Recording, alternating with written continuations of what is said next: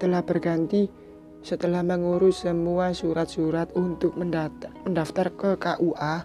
Kini tiba saatnya Alfian mengucapkan janji suci itu. Pernikahan itu akan dilaksanakan di rumah Hana. Banyak tetangga dan kerabat telah berkumpul. Meski digelar dengan sederhana, tetapi Alfian cukup merasa bahagia.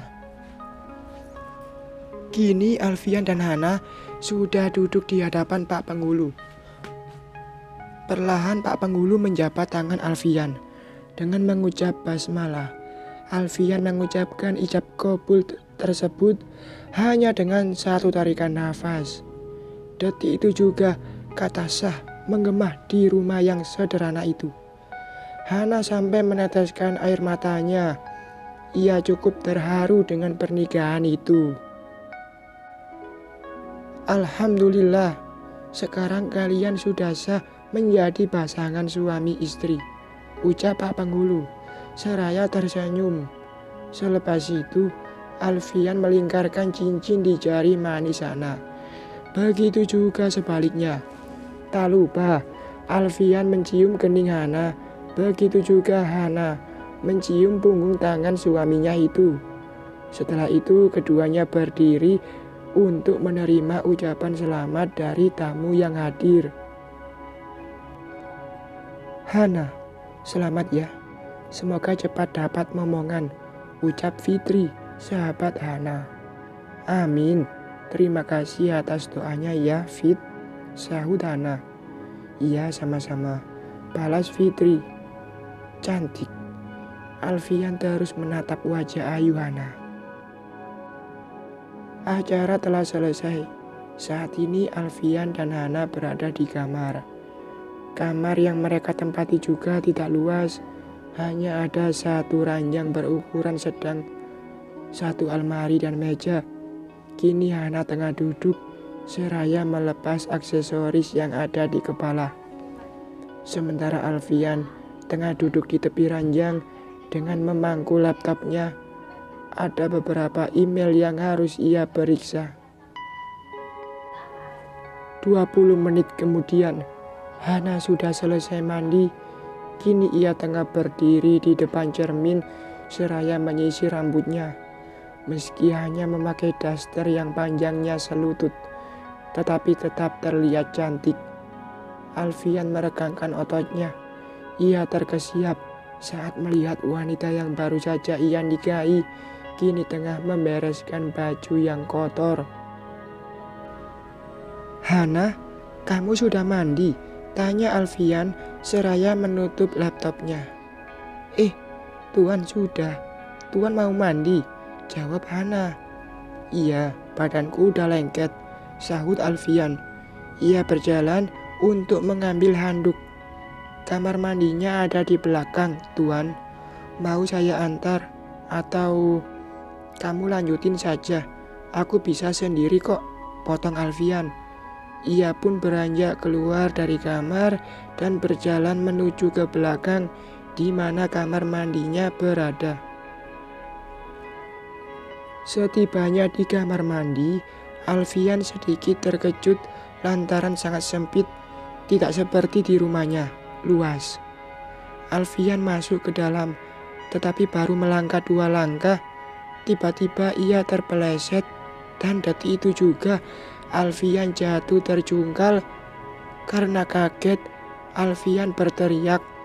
Pinggangnya terasa sakit, bahkan untuk berdiri saja tidak bisa. Sial, licin banget sih. Duh, pinggangku. Alfian meringis kesakitan. Hana, Hana. Alfian berteriak memanggil istrinya. 5 detik kemudian, Hana datang. Bahkan bukan hanya Hana yang datang, kedua orang tuanya juga demikian.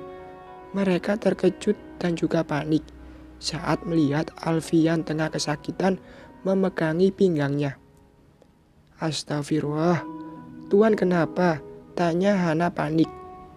Duh Gusti, kenapa bisa sampai jatuh, Tuan? Wahyu bergegas menghampiri menantunya itu. Hana, pinggangku. ringisnya. Alfian terus meringis menahan sakit di pinggangnya. "Ayo Tuan, saya bantu berdiri," ujar Hana. Hana serta kedua orang tuanya bergegas membantu Alfian untuk bangun. Susah payah Alfian bangun dengan menahan rasa sakit di pinggangnya. Mereka memapa Alfian untuk berjalan menuju ke kamar. Setibanya di kamar, dengan hati-hati mereka merebahkan tubuh Alfian di atas ranjang. "Tuan, kenapa bisa sampai terjatuh?" tanya Mira dengan raut wajah khawatir. "Lantainya licin, Bu.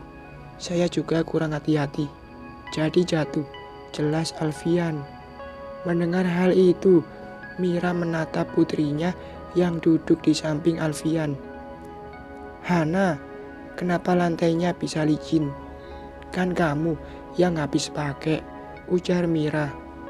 Ia merasa tidak enak pada menantunya itu. "Hehehe, Hana tadi buru-buru, Bu. Jadi nggak sempet bersihin.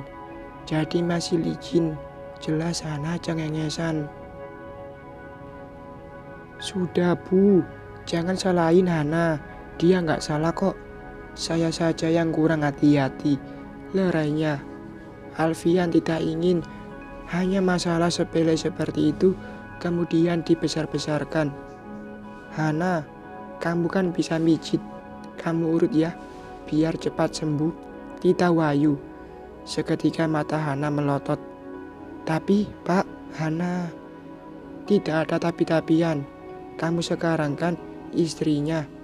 Jangan lupa, nanti badannya diseka ya, biar nggak lengket," potong Mira dengan cepat.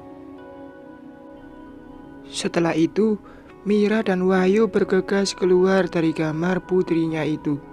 Sementara Hana masih duduk di samping suaminya itu. Ia bingung harus bagaimana. Ia juga malu. "Hana, kok diem sih? Katanya kamu bisa ngurut. Ayo, pinggangku bisa patah kalau tidak cepat kamu..." "Ah iya Tuan," Hana memotong ucapan Alfian. "Tuan, kemejanya dilepas dulu ya, biar mudah," ucap Hana dengan pelan. "Bantu lepas dong," pinta Alfian. Hal itu membuat Hana terkejut. Perlahan, Hana mengangkat tangannya. Alfian tersenyum melihat ekspresi wanita di hadapannya itu. Dengan pelan, Hana mulai membuka kancing kemeja Alfian. Bahkan ia memejamkan matanya. Hana terlalu takut untuk melihat tubuh seorang pria. "Hana, kalau merem seperti itu, kapan lepasnya? Pinggangku sudah sangat sakit," ujar Alfian. Seketika Hana tersentak. "Maaf Tuan." Perlahan Hana membuka matanya dan pertama kali yang ia lihat adalah dada bidang Alfian. Hampir saja bola mata Hana keluar. "Ya Tuhan, Hana, segitunya banget sih. Ini baru dada yang ia lihat. Lah kalau semuanya, bisa-bisa nanti pingsan dong," batin Alfian. Ia semakin tertarik pada wanitanya itu, karena Hana sangat berbeda dengan wanita lainnya. "Hana, buruan," tita Alfian. Dengan cepat, Hana membuka semua kancing kemeja suaminya itu. Ia tidak peduli lagi dengan rasa malu. Toh sekarang mereka sudah menikah. Setelah itu Hana mengambil posisi, lalu tangan mungilnya mulai mengurut pinggang suaminya. Alfian meringis, menahan sakit yang luar biasa. Ini adalah pertama kali ia diurut dan semua itu terjadi lantaran ia kurang hati-hati. Setelah selesai, Hana mencuci tangan dan mengambil satu baskom air. Ia bawa ke kamar. "Ini untuk apa?" tanya Alfian. "Untuk menyeka badan Tuan." "Apa Tuan mau mandi saja, jawab Hana. Apa kamu yang mandiin? Sahut Alfian seraya menaikkan alisnya. Enggaklah, Tuan mandi sendiri. Saya hanya membantu untuk ke kamar mandi saja, balas Hana gugup. Sementara Alfian hanya tersenyum melihat wajah Hana yang sudah memerah. Ya sudah, sekarang sekap badan saya. Lagian pinggang saya masih sakit kalau dibawa bergerak, ungkap Alfian dengan segera Hana melakukan tugasnya. Sementara itu, di rumah Raisa masih asik bermanja-manja di bawah selimut hingga pukul 11 siang. Keduanya masih belum beranjak dari ranjang. Entah berapa kali mereka melakukannya, hingga akhirnya mereka terganggu saat mendengar pintu kamar tersebut digedor dari luar. Suara cempreng Amel sangat mengganggu. "Mbak Raisa, buka pintunya," teriak Amel. Tangannya terus menggedor pintu tersebut. Amel, ganggu banget sih jadi orang," gerutu Raisa. "Sayang, kamu ngumpet dulu ya," pinta Raisa. "Ngumpet di mana?" tanya Ferdi. "Di kamar mandi," jawab Raisa. "Ya udah, tapi jangan lama-lama. Soalnya aku masih pengen nambah lagi," sahut Ferdi. "Iya sayang," balas Raisa. Sementara Ferdi bergegas masuk ke dalam kamar mandi. Raisa membuka pintu kamarnya. Seketika matanya tertuju pada wanita yang berdiri di depan pintu. Jujur, Raisa merasa jengah setiap kali melihat wajah Amel. Rasanya ia pengen muntah. Andai bukan suaminya yang mengizinkan, pasti Raisa tidak akan rela Amel tinggal di rumahnya. "Ada apaan sih?" teriak-teriak. "Kurang kerjaan banget," gerutu Raisa. "Aku mau numpang mandi. Kamar mandi di bawah rusak," ucap Amel. Raisa terdiam sejenak. "Pakai kamar mandi dekat dapur. Aku juga mau mandi." "What?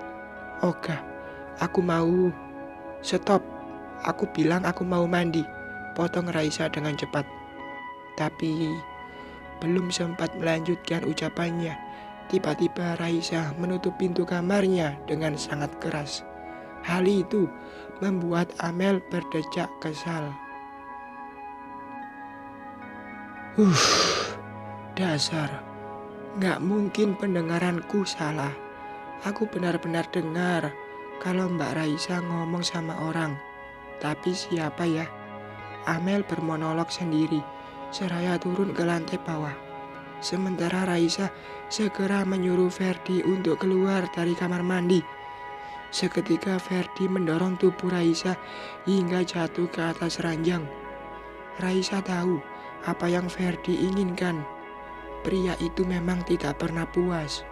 Untung saja Alfian tidak ada di rumah.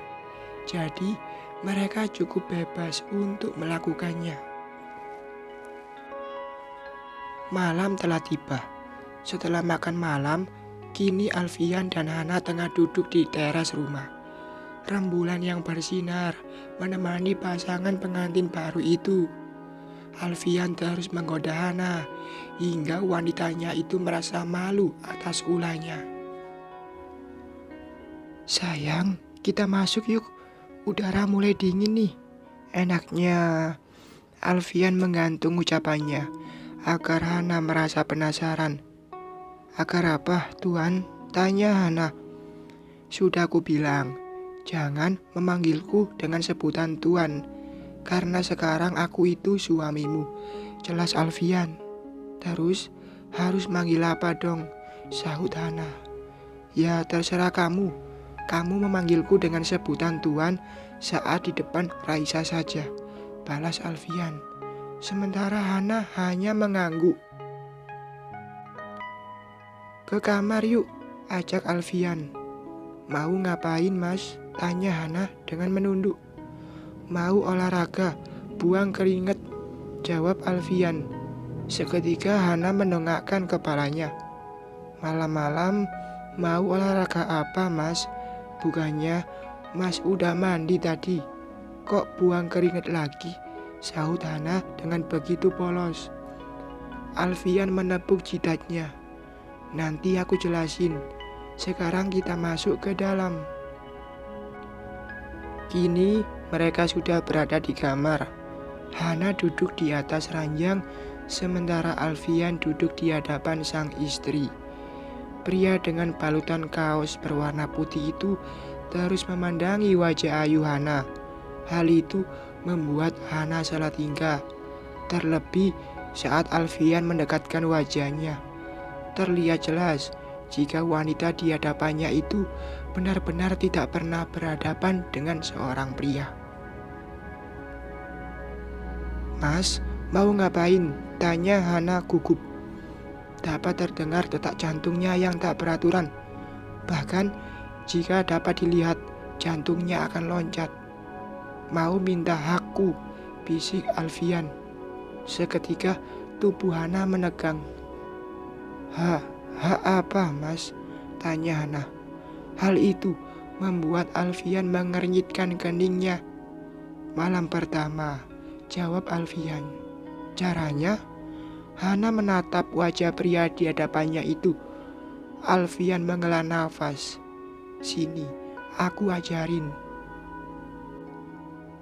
Alfian mengambil laptopnya lalu mencari artikel tentang malam pertama. Bahkan Alfian juga mencari videonya juga. Setelah ketemu, ia langsung menyuruh Hana untuk membaca dan melihatnya. Hana terlihat serius saat membaca artikel tersebut. Sesekali ia terlihat terkejut. Terlebih saat melihat videonya, Hana menjerit sangat kencang. Detik itu juga Alfian membungkam mulut istrinya. Hana, jangan teriak. Nanti bapak sama ibu ngira aku ngapa-ngapain kamu, ujar Alfian.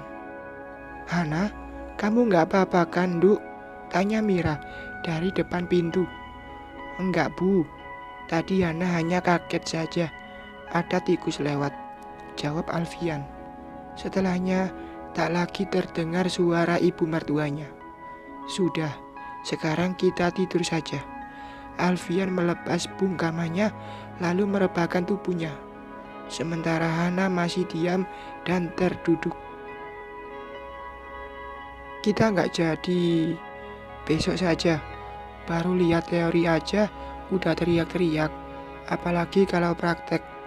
Alfian memotong ucapan Hana, lalu menarik tubuh istrinya hingga berbaring di sampingnya. Udah malam, tidur. Alfian memeluk tubuh Hana, bak bantal guling. Sementara Hana hanya menurut. Sesekali ia memegang dadanya yang terasa berdetak tak normal. Bersambung.